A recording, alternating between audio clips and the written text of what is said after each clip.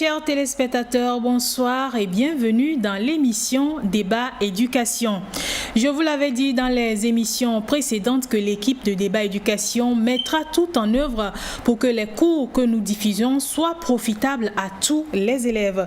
Eh bien, nous y voilà. Le cours qui sera diffusé dans ce numéro de Débat Éducation concerne les élèves de la classe de terminale. Il s'agit de la dissertation, un exercice d'argumentation qui semble-t-il est le moins choisi par les apprenants au cours des épreuves de français. L'exercice suit plusieurs étapes. Chers élèves de la terminale, vous en savez certainement quelque chose, mais c'est l'occasion pour vous d'en savoir plus pour pouvoir défendre vos idées. Mais avant, et comme d'habitude, nous allons parcourir l'actualité éducative. Actu Éducation, c'est dans un instant.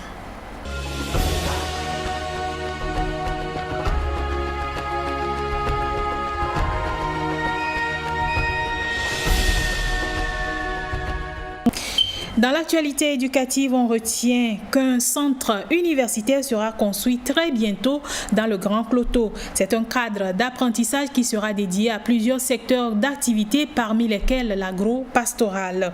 Le ministre de l'Enseignement supérieur et de la Recherche a échangé la semaine dernière avec les autorités locales sur le projet pour susciter leur adhésion et leur appui. Regardez. Préfets, maires, élus locaux et chefs canton, tous ici pour apporter leur contribution à ce grand projet. Un centre universitaire d'ici quelques années à Kpalimé. Recevoir l'adhésion formelle de toute la communauté du Grand Cloto, c'est le but de cette démarche entreprise par le ministre de l'Enseignement supérieur. Dédié en partie à l'éducation liée à l'agro-pastoral, le centre va plus tard se diversifier dans d'autres domaines. Tous les chefs cantons de la région élargie aux trois grandes communes, Cloto 1, Cloto 2, Cloto 3 étaient présents. Ils ont marqué vraiment leur adhésion à l'accueil de cette initiative du chef de l'État et il tient à la concrétiser.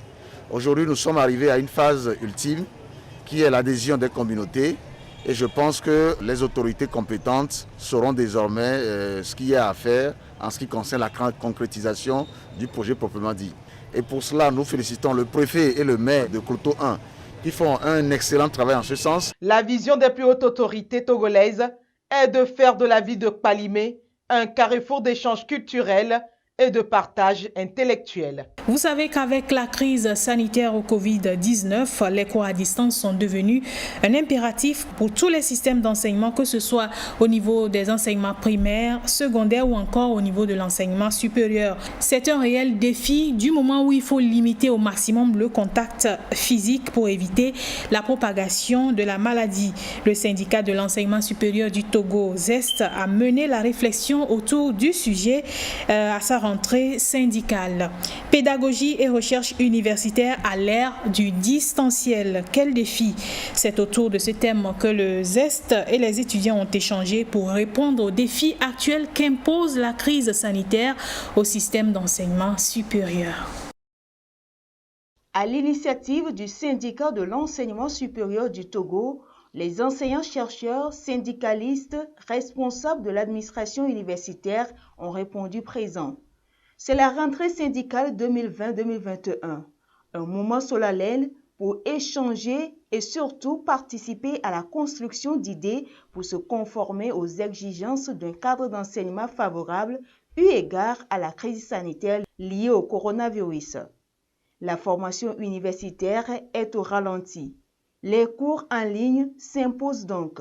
Nous avons depuis l'année passée dans les universités publiques du Togo changé le dispositif d'enseignement. Et donc c'est pour nous l'occasion cette année, au cours de cette rentrée syndicale, dans un premier temps de marquer le début de nos activités académiques, ensuite de faire le bilan de ce qui a été fait l'année écoulée, et ensuite de prendre les dispositions nécessaires pour que l'année que nous avons entamée soit une année réussie sur tous les plans, et en dernière position d'identifier les défis que chaque acteur, enseignant, étudiant, administration universitaire, autorité politique, doit assumer. La pédagogie et la recherche universitaire à l'ère du distanciel. Les défis sont énormes.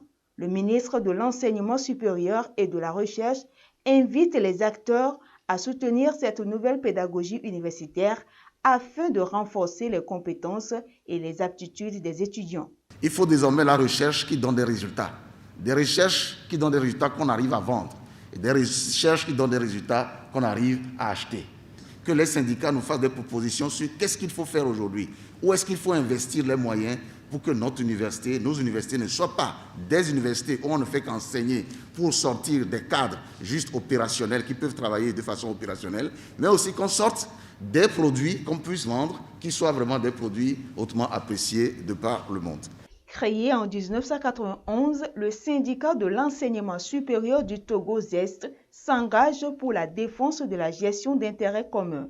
Les travaux se poursuivent pour l'amélioration du cadre de vie et de travail de l'enseignement supérieur. Le domaine des sciences n'est plus seulement réservé aux hommes.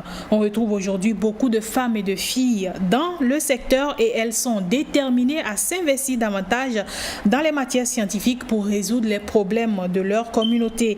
La Journée internationale de la jeune fille et femme de sciences était une occasion pour elles de renforcer leurs compétences en la matière. Voyons cela dans ce reportage. Je suis prête. Fiona, 14 ans, joueuse d'échecs et championne dans une discipline, illustre bien la capacité de la femme à maîtriser les mathématiques et encore plus les sciences. Chaque 11 février, la communauté internationale célèbre des jeunes filles et femmes de sciences. Fiona est l'exemple montré ce jour à ces 20 jeunes filles, élèves meilleures de leur classe. De quoi stimuler en elles le désir de relever des défis aussi difficiles soient-ils. Au sein des équipes de chercheurs, médecins ou ingénieurs scientifiques, la jeune fille ou la femme a toute sa place. Joseph, pourquoi tu la laisses te battre? Je le fais pas exprès. Elle t'a pris ton fou. J'en crois pas mes yeux, c'est pas possible. Malgré que la fille n'allait pas à l'école, quand même elle trouvait une passion en maths qu'elle n'exploitait pas. Après quelques années de perfection, elle a compris que sa vraie passion, ce sont les maths. Avant, je détestais tellement les sciences. Maintenant que j'ai trouvé que les sciences sont à la base de la littérature et que sans les sciences, l'homme n'est rien, je vais continuer à apprendre. Pour mon avenir de demain, je pense travailler, lire à chaque fois, aimer toujours la science pour devenir quelqu'un demain pour ma famille. Malgré sa bonne volonté, la jeune fille ou la femme peine à s'imposer dans le milieu de la recherche. Les chiffres en témoignent. 30% des chercheurs de par le monde sont des femmes, selon l'Institut de la statistique de l'UNESCO. Lorsqu'on veut envoyer une fille au tableau pour résoudre un exercice de mathématiques, monsieur, moi, elles se disent que ce sont les hommes qui nous enseignent. Je n'ai pas encore vu de professeur femme mathématiques. Je ne vois pas les femmes scientifiques. Donc pourquoi je vais essayer de faire la différence? Il faut donc encourager les jeunes filles et les femmes à persévérer pour atteindre cet objectif, celui de faire carrière dans les métiers de sciences.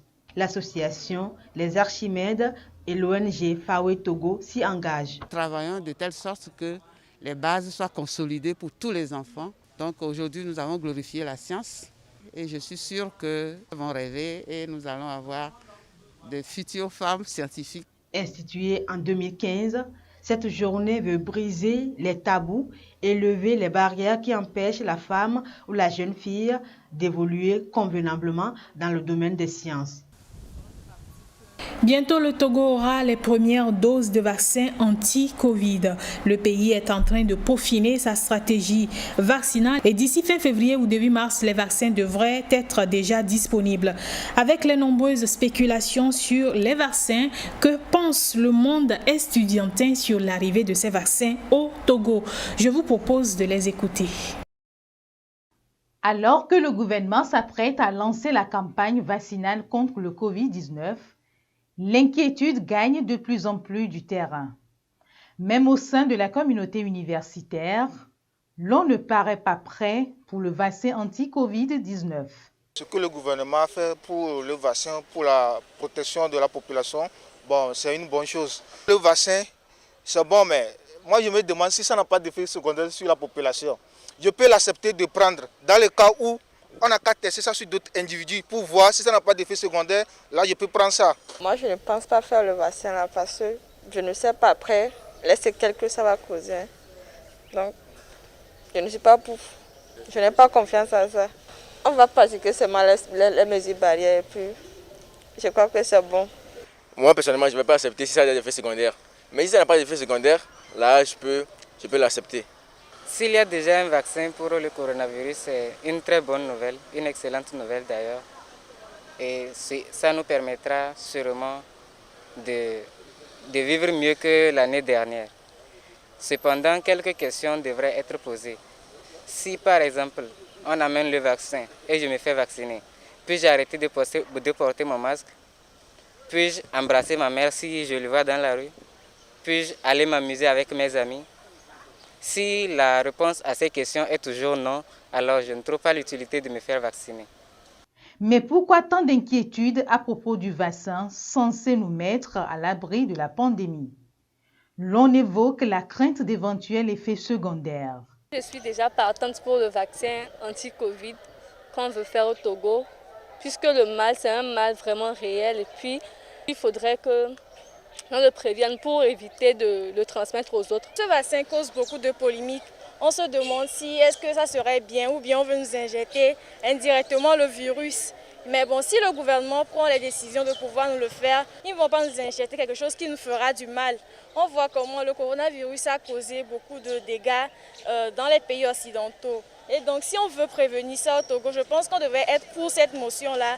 On devait accepter ce vaccin parce qu'on dit souvent que prévenir vaut mieux que guérir. Actuellement, on fait recours à la ligne et aussi il y a problème de connexion. On n'arrive pas à avoir accès au cours.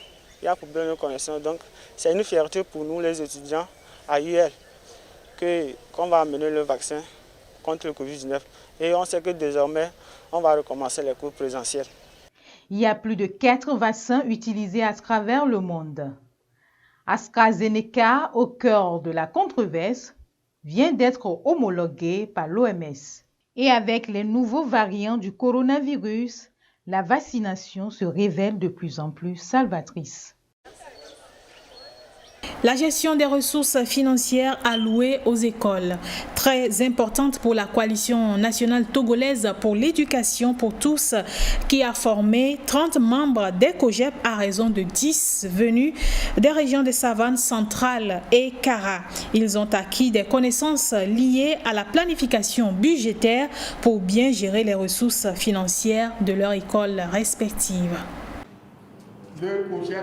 À Kara, c'est 30 membres des COGEP, dont 10 par région, Savane, Kara et Centrale, qui sont renforcés sur la planification budgétaire pour bien gérer les ressources et subventions dans leurs écoles respectives. La coalition nationale togolaise pour l'éducation pour tous a estimé qu'il était nécessaire de les renforcer. Le directeur régional de l'éducation de la Kara se félicite de cette contribution de la coalition à la gouvernance des ressources des écoles. C'est la toute première étape d'un vaste projet qui peut s'étendre à tout le pays, à tout le territoire national. Et donc, qu'ils comprennent que ce qu'ils suivront comme formation ici, s'ils le mettent véritablement en pratique et que nous avons des retombées positives en termes d'effets ou d'impact, ce sera l'argument que nous prendrons pour édifier le gouvernement afin que désormais la planification participative dans nos établissements et écoles devienne une réalité. L'importance, c'est que le directeur, en faisant la planification, a une vue restreinte. La participation des parents à la planification permet d'élargir le champ du directeur parce qu'ils ont leur vision de l'école, ils ont leur vision de l'avenir de leurs propres enfants et ils ont leur propre vision de l'avenir de leur milieu, donc de leur localité. Il faudrait que tout cela fasse partie du projet de programmation des activités et des formations afin que cela puisse produire désormais un effet beaucoup plus efficace pour la localité. Rappelons qu'en 2020, la coalition avait formé 30 membres des COGEP de 6 écoles des régions Golfe Lomé, Plateau et Maritime. Pour cette année 2021, c'est le tour des 30 autres COGEP de 6 écoles, dont 2 par région, Kara, Savane et Centrale. Ce renforcement s'inscrit dans le cadre du projet Éducation à voix haute, financé par le Partenariat mondial pour l'éducation et Oxfam IBIS. Les propositions ne sont pas... L'éducation inclusive, on en parle beaucoup ces derniers temps. La Coalition nationale togolaise pour l'éducation pour tous a déjà formé plusieurs acteurs de l'éducation sur le sujet et cette fois-ci, ce sont les parents qui ont été formés. Ils étaient 30 issus des régions Plateau et Maritimes à suivre cette formation. 4 cantons dans 4 préfectures sont identifiés pour bénéficier de ce projet que pilote la Coalition nationale togolaise pour l'éducation pour tous. Il s'agit du canton de Djolo dans l'Avé, Sola dans l'Abina, Siou dans Doufelgou et Loko dans Loti. En matière d'éducation, personne n'est à être exclu. On ne peut exclure personne. Nous devons nous associer tous, parents d'élèves, élèves, enseignants. Toute la communauté doit mobiliser des ressources pour que l'école togolaise aille de l'avant. Il y a ceux-là qui travailleront avec nous. Et ils nous ont dit qu'ils viendront nous aider d'abord comment découvrir les problèmes de l'école. Et sincèrement, nous avons hâte de le découvrir très tôt pour que le projet puisse démarrer correctement. 12 mois de mise en œuvre serviront à former les élèves, les COGEP et les associations des parents d'élèves qui sont les utilisateurs des services éducatifs. Ils seront renforcés sur le plaidoyer, la planification budgétaire et les techniques de mobilisation des ressources additionnelles. Tout ceci pour contribuer à améliorer l'offre éducative et la redevabilité. Que ce soit à Sola, à Djolo ou à Siou, lors des lancements cantonaux, les responsables de l'action éducative s'en réjouissent.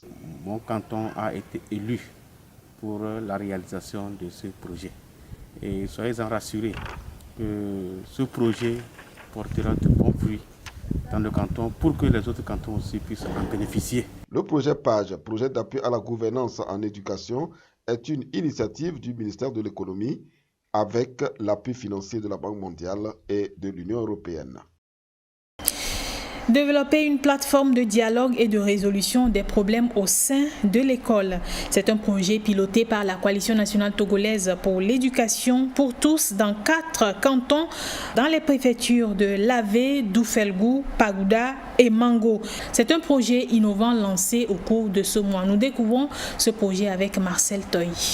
Ils sont 30 parents d'élèves venus des régions Plateau, Maritime et Golfe Lomé pour cet atelier de renforcement de capacité sur l'éducation inclusive.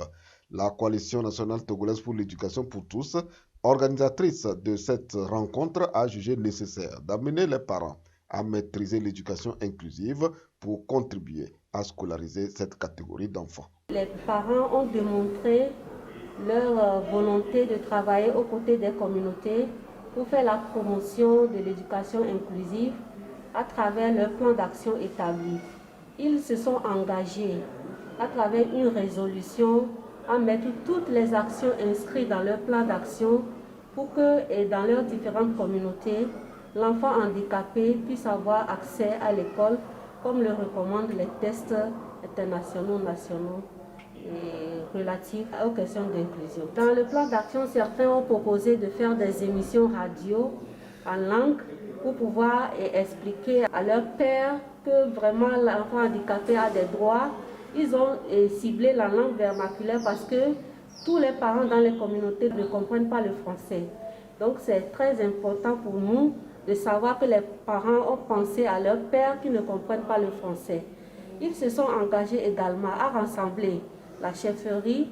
Ils ont ciblé également les acteurs de la mairie de la commune pour pouvoir travailler en collaboration avec eux pour qu'ensemble, ils puissent initier des actions synergisées en faveur des enfants handicapés. Convaincus désormais que ces enfants aussi ont droit à l'éducation, les parents s'engagent à jouer leur partition. Ça nous a aidé à comprendre les choses qu'on ne comprenait pas. On est arrivé, on a tout compris sur les enfants handicapés. Bon, si je retourne dans ma localité, je vais convoquer les parents d'élèves, je vais les sensibiliser. Après, je vais sensibiliser les élèves et les enseignants, que tout le monde arrive à aimer les handicapés. Avant, nous jugeons ces enfants comme incapables, qui ne peuvent pas arriver, qui ne peuvent pas servir la société. Mais au cours de ces 2 jours, notre mentalité a changé. Nous avons compris que ces enfants sont utiles au même titre que les enfants dits normaux. Alors nous avons voulu maintenant, dès à présent, changer notre mentalité, inculquer les notions apprises autour de nous pour que ces enfants soient mis à l'école ou bien dans des centres d'apprentissage et pour qu'ils puissent valoriser leurs talents, ce qui va servir à la société et permettre un développement à toute la nation. Aucun enfant, de par son handicap, ne doit être marginalisé.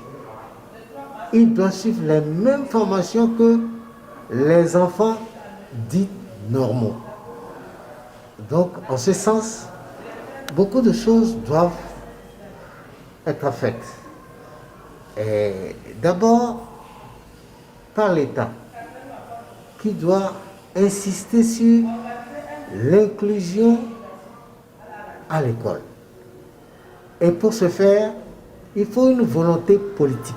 À la question que reste-t-il à faire pour l'éducation inclusive dans le système éducatif, je dirais qu'il y a beaucoup à faire, sinon que l'État n'a pas encore pris l'éducation inclusive à bras le corps. Il est vrai qu'il y a une lueur d'espoir, puisqu'il y a des tentatives d'institutionnalisation qui consistaient à l'élaboration d'un modèle d'éducation inclusive qui se trouve actuellement dans le document. Mais sur le terrain, rien n'est fait dans les écoles publiques en tant que telles, à part les écoles pilotes où les ONG sont en expérimentation. Donc du coup, beaucoup de choses restent à faire, que ce soit dans la politique éducative, que ce soit dans la budgétisation, de tenir compte de l'éducation inclusive. D'où la nécessité de continuer le plaidoyer auprès de l'autorité. Cette formation de la Coalition nationale togolaise pour l'éducation pour tous s'inscrit dans le cadre du projet Éducation à voix haute, financé par le Partenariat mondial pour l'éducation et Oxfam IBIS. Nous allons marquer une petite pause avec cette bande dessinée réalisée par la Coalition nationale togolaise pour l'éducation pour tous pour sensibiliser les élèves sur le respect des mesures barrières. Je suis un élève handicapé ou non, il me faut une bonne santé pour jouir parfaitement de mon droit d'aller à l'école. Le coronavirus peut aussi me l'empêcher. Afin de me protéger et protéger mes camarades contre le coronavirus, j'exécute les gestes simples suivants qui sauvent la vie. Je couvre ma bouche et mon nez avec un cache-nez. Je porte mon cache-nez partout, en classe, dans la cour, dans les couloirs, dans la rue, en groupe. Je lave mon cache-nez chaque jour. Si mon cache-nez est à usage unique, je le jette immédiatement à la poubelle après usage. Je n'utilise jamais le cache-nez de mon camarade ou d'une autre personne. Je tousse dans le creux de mon bras ou dans un papier mouchoir. Je jette immédiatement le papier mouchoir après usage à la poubelle. Je lave régulièrement mes mains avec de l'eau et du savon ou je les nettoie régulièrement avec le gel hydroalcoolique. Je nettoie régulièrement tous les objets que je touche, principalement mes aides techniques telles que le tricycle, les lunettes et les cannes. Je garde toujours une distance d'1 mètre au moins entre les autres et moi, même pour dire bonjour. J'évite tout contact étroit, non protégé avec mes camarades et les autres personnes, surtout s'ils souffrent de la fièvre et ou de la toux. Je consulte vite un médecin en cas de fièvre, de toux et de difficultés respiratoires où j'appelle le 111. Pour éviter le coronavirus, mes camarades, faites comme moi.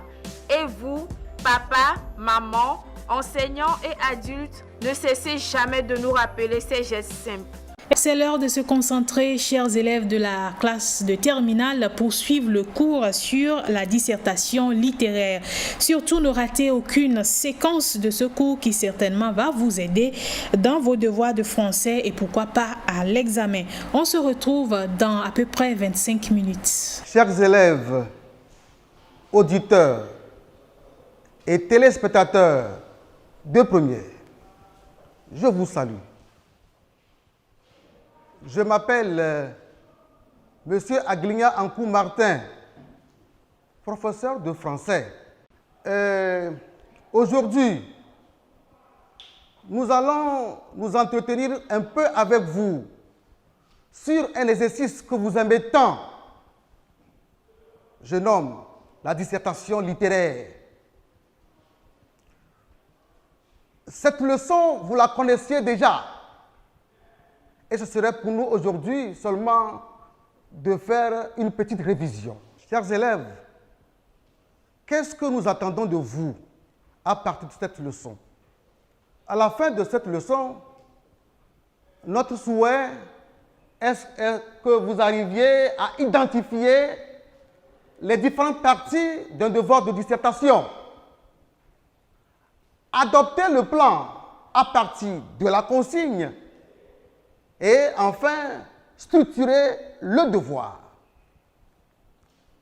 Mais la dissertation, je l'ai dit au début, que vous la connaissez très bien. Mais c'est quoi? Qu'est-ce que la dissertation en réalité? La dissertation littéraire est une réflexion personnelle, une argumentation portant sur un sujet donné. Cet exercice exige de vous de la concentration et de la méthode, une certaine maîtrise de la langue. La dissertation, comme on venait de le dire, c'est un travail de réflexion. Et nous savons bien que vous réfléchissez, vous savez réfléchir. Et c'est à partir de cet exercice qu'on va essayer de vous évaluer. Alors, à présent, qu'est-ce qu'un sujet de dissertation? Un sujet de dissertation comporte deux éléments fondamentaux, que sont le libellé et la consigne. Nous allons vous présenter un exemple et nous allons ensemble voir, à partir de cet exemple, ce que nous appelons le libellé et ce que nous appelons également la consigne. Voici le sujet. Faisant allusion aux aspects positifs du métissage culturel, René Descartes affirme, deux points, ouvrez les guillemets. Il est bon de savoir quelque chose des mœurs des divers peuples afin de juger des nôtres plus sainement. Vous fermez les guillemets.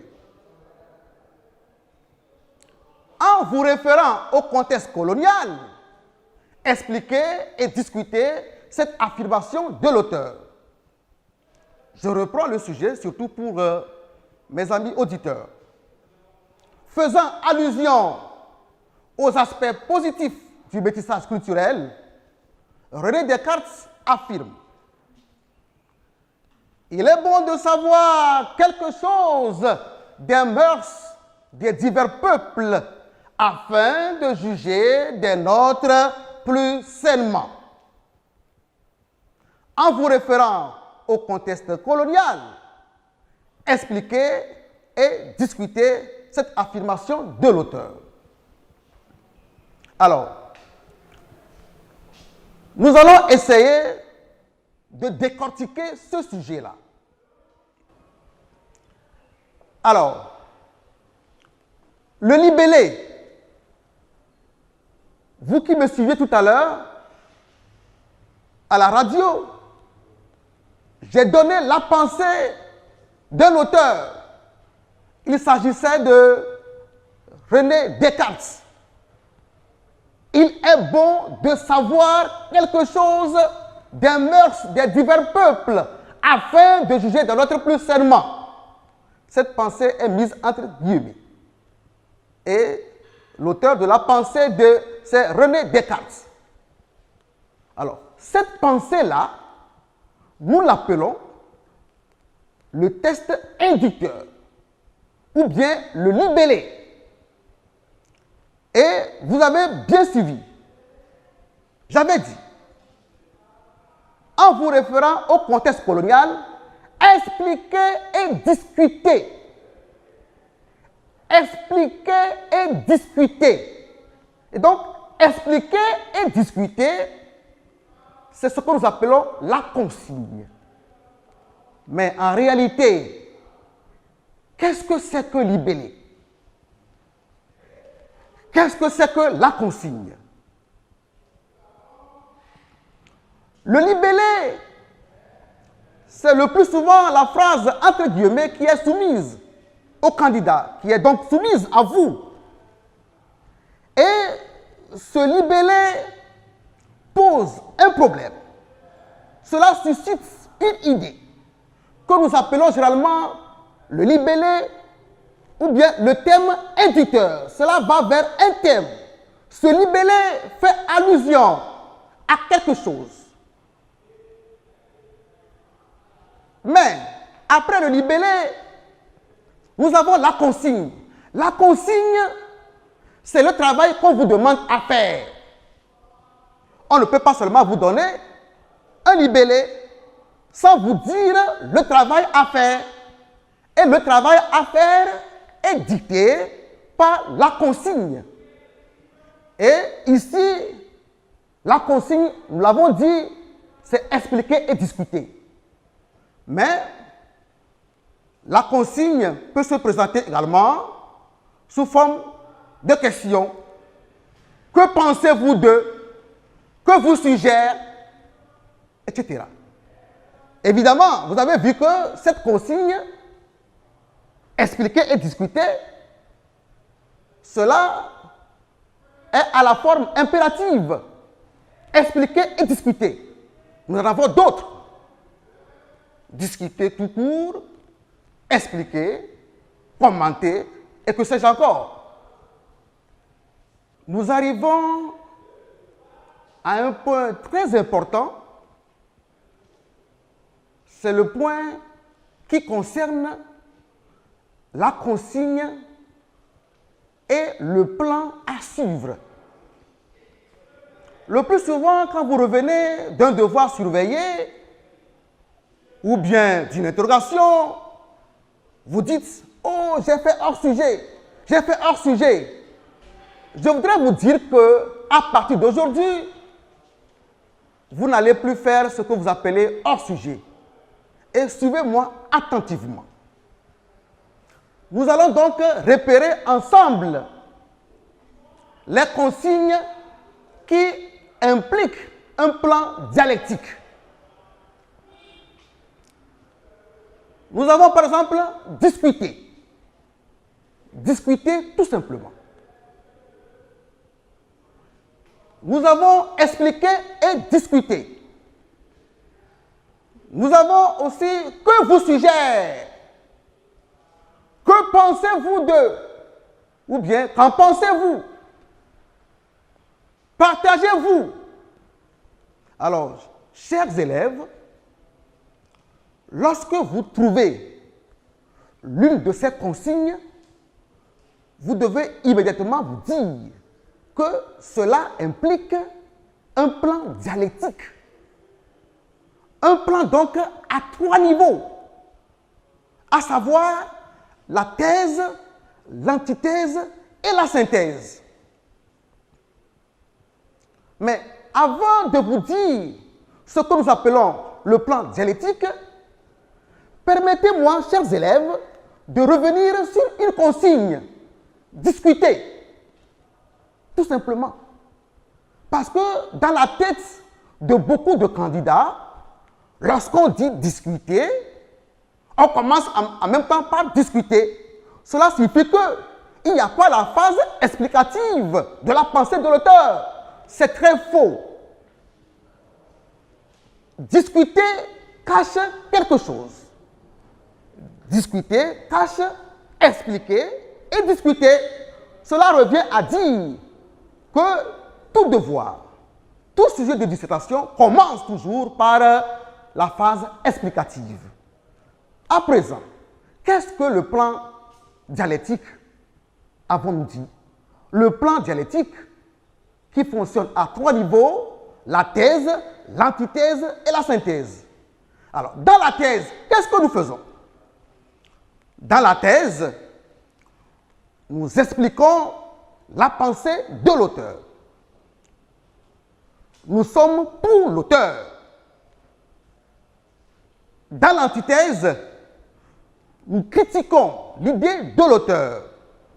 Mais attention, lorsqu'on dit antithèse, il est vrai que anti signifie contre. Mais parfois, l'antithèse ne signifie pas toujours prendre le contre-pied de l'auteur. L'auteur peut avoir raison, mais on trouvera donc à ce qu'il a dit des insuffisances ou bien des ajouts. Donc l'antithèse, c'est le point critique de la pensée de l'auteur. Et le troisième niveau, qui est la synthèse. La synthèse, c'est le bilan des 2 parties précédentes. Et nous n'avons pas seulement le plan dialectique. Nous avons aussi le plan explicatif. Le plan explicatif. Et quelles sont les consignes que nous pouvons retrouver dans ce type de plan? Nous avons par exemple expliqué, nous avons commenté. Alors, qu'est-ce qu'un plan explicatif? Un plan explicatif, c'est le fameux plan à thèse où le candidat est appelé à expliquer l'opinion ou la réflexion d'un auteur. Cela revient à dire que vous ne devez pas aller au-delà de ce que l'auteur a dit. Même si vous avez des réserves, lorsqu'on vous dit expliquer, restez dans expliquer, c'est-à-dire restez dans la logique de l'auteur. Qu'est-ce qui se passe encore avec ce plan? Le plus souvent, vous êtes aidé dans le sujet. Vous êtes aidé dans le sujet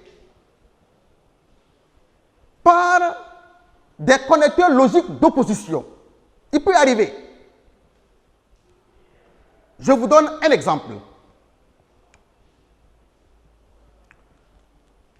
La science a des avantages, mais aussi des inconvénients, a dit un auteur. La science a des avantages, mais aussi des inconvénients, a dit un auteur.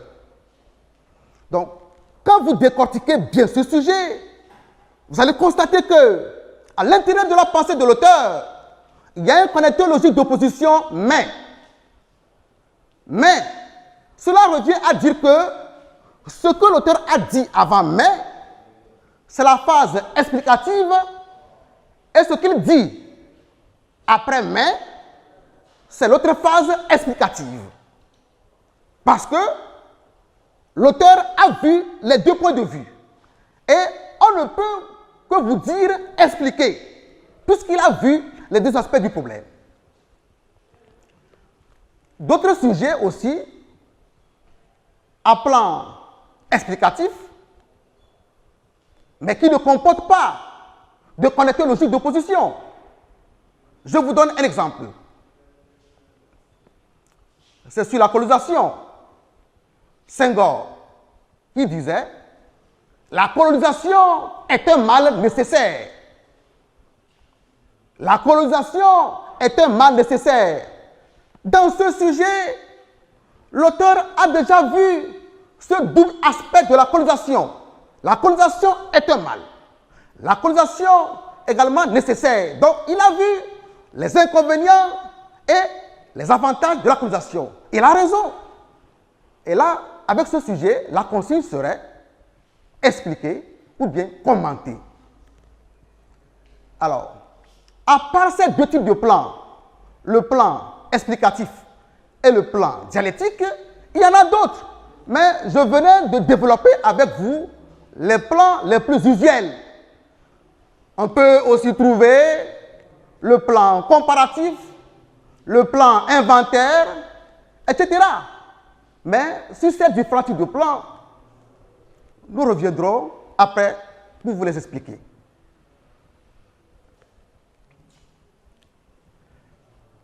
Nous connaissons maintenant les différents types de plans, mais nous voudrons élaborer notre devoir.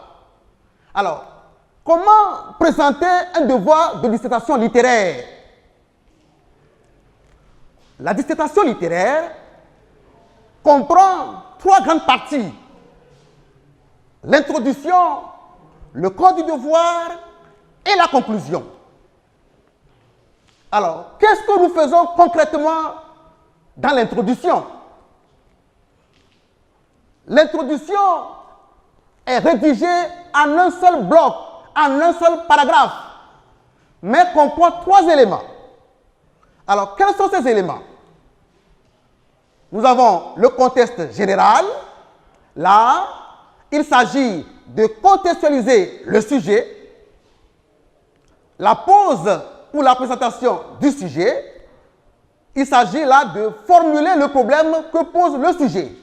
À ce niveau, au niveau donc de la présentation du sujet, lorsque la pensée est longue, nous essayons de l'écourter. Mais lorsqu'on écoute la pensée, on garde les éléments essentiels. En ce moment, nous n'avons plus de guillemets. Mais lorsque la pensée est courte, nous la reprenons intégralement. Et le troisième élément de l'introduction, c'est l'annonce du plan. L'annonce du plan. Qu'est-ce que nous devons faire dans le corps du devoir? C'est ce que nous allons faire au niveau de l'annonce du plan. Mais je l'ai dit tout à l'heure, tout cela, nous avons trois éléments, mais ces trois éléments se font en un seul bloc ou bien en un seul paragraphe. Nous reprenons notre sujet. Faisant allusion aux aspects positifs du métissage culturel, René Descartes affirme: il est bon de savoir quelque chose des mœurs des divers peuples afin de juger des nôtres plus sainement. En vous référant au contexte colonial, expliquez et discutez cette affirmation de l'auteur. Nous allons essayer, à partir de ce sujet, les différents éléments d'une introduction. Nous l'avons dit que le premier élément, c'est le contexte. Alors, ce sujet parle de quoi? Fait allusion à quoi? Même nous avons été guidés, aidés. On nous a dit, en vous référant au contexte colonial, en vous référant au contexte colonial. D'emblée, vous devez savoir que vous êtes dans la colonisation. Vous êtes dans la colonisation. Et au niveau du libellé, on a dit, il est bon de savoir quelque chose des mœurs de quoi? Des divers peuples. Cela signifie que lorsque plusieurs peuples se mettent ensemble, ils enregistrent quelque chose de positif. Et se mettre ensemble fait allusion à la rencontre des Noirs et des Blancs. À quel moment? Pendant la période coloniale. Voici à peu près le contexte général. Alors, au niveau du deuxième élément de l'introduction, le deuxième élément de l'introduction, c'est la pose du sujet. La pose du sujet, nous avons déjà le sujet qui est là, il est bon, et la pensée qui est entre guillemets, il est bon de savoir quelque chose des mœurs des divers peuples, afin de juger des notes plus seulement. Je vois que cette pensée n'est pas longue, nous pourrions la reprendre. Mais, en reprenant cette pensée, nous pouvons utiliser des formules comme « c'est en abondant dans le même sens que René Descartes affirme ». Puisque nous l'avons dit que nous sommes dans le contexte colonial, nous sommes au niveau de la rencontre des Noirs et des Blancs. Et cette rencontre a été même fructueuse si nous vibrons avec le sujet.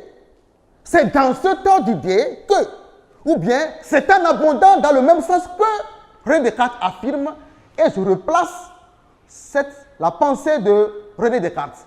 Le troisième élément, c'est l'annonce du plan, qui est guidée par la consigne. Nous venons de le dire, la consigne expliquée et discutée, qui implique un plan dialectique. Et nous aurons à poser des questions, au moins deux questions, qui donneront les deux grandes parties du code de voix. Dans quelle mesure le métissage culturel est-il avantageux? Et la deuxième question, ne présente-t-il pas aussi des inconvénients? Et nous avons notre annonce du plan. Le code de voix, la méthodologie du code de voix, nous venons donc de faire l'introduction. Qu'est-ce que nous faisons au niveau du code de voix? Le code de voix comporte, en général, 2 ou 3 parties plus ou moins équilibrées. Et ces différentes parties sont reliées entre elles par des phrases de transition. C'est tellement important de faire une phrase de transition. Alors, qu'est-ce qu'une transition? Ou bien, qu'est-ce qu'une phrase de transition? Une phrase de transition est une phrase qui relie 2 parties. Elle résume brièvement la partie précédente et annonce la partie suivante. Ça peut être une seule phrase, ça peut être aussi 2 phrases. L'essentiel est que dans cette transition, on trouve ces 2 éléments.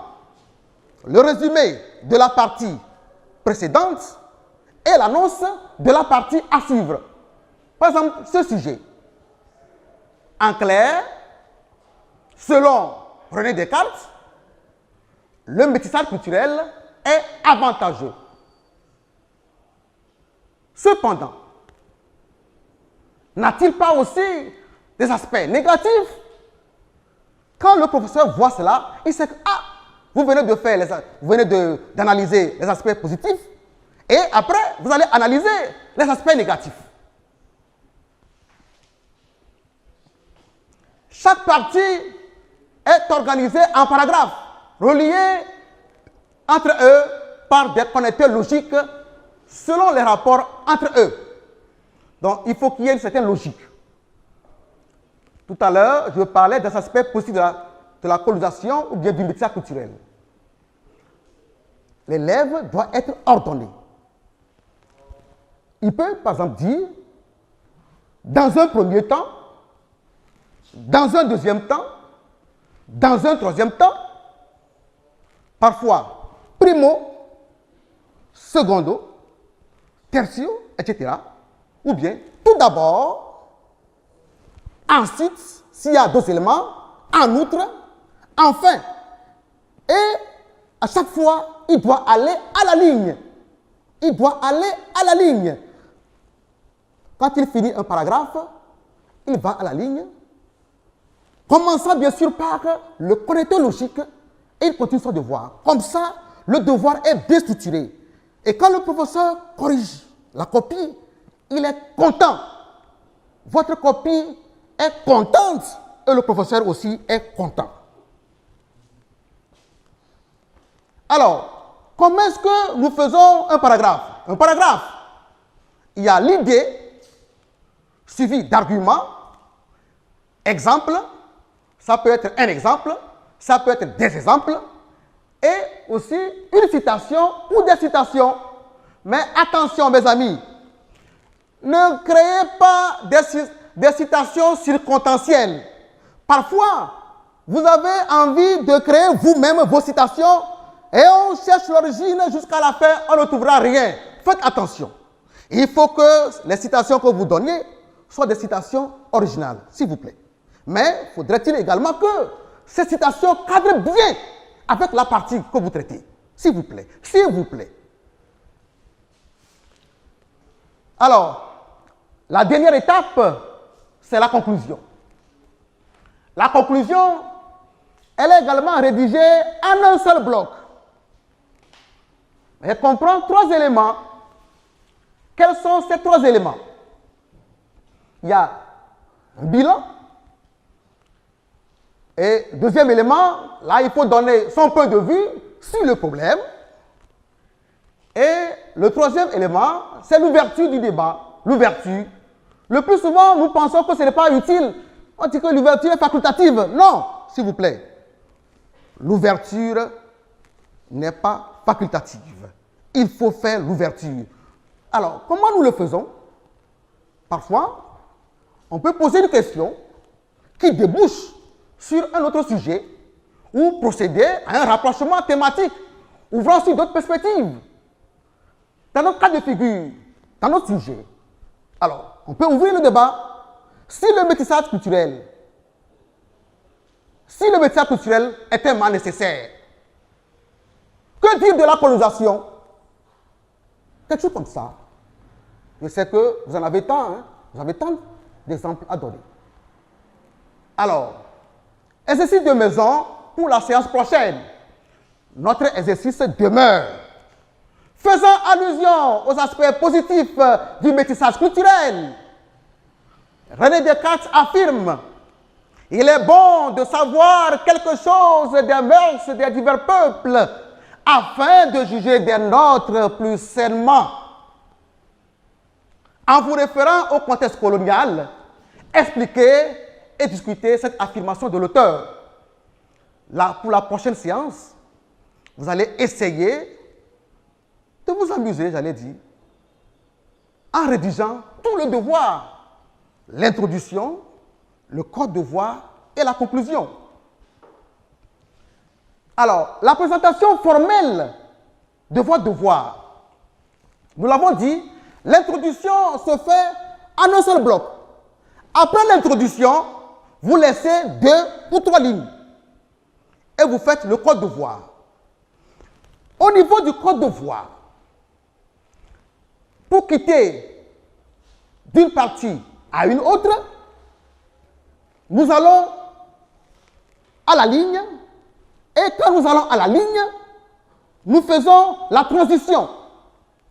Après la transition, nous allons à la ligne et nous faisons la deuxième partie. Après la deuxième partie, nous allons à la ligne et nous faisons notre transition. Et après la transition, nous allons à la ligne et nous faisons notre troisième partie.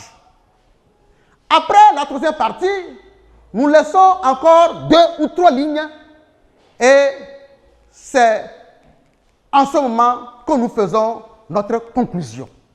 Et la conclusion, nous l'avons souligné plus haut, se fait en un seul bloc. Chers amis, chers élèves, merci d'avoir suivi ce cours. Je sais que c'est une révision à vous, mais attention, donnez le temps à la dissertation. Plus question de vos feuilletons. Ceci également est un feuilleton pour vous. Et je vous attends demain. Merci, chers élèves. Bye bye.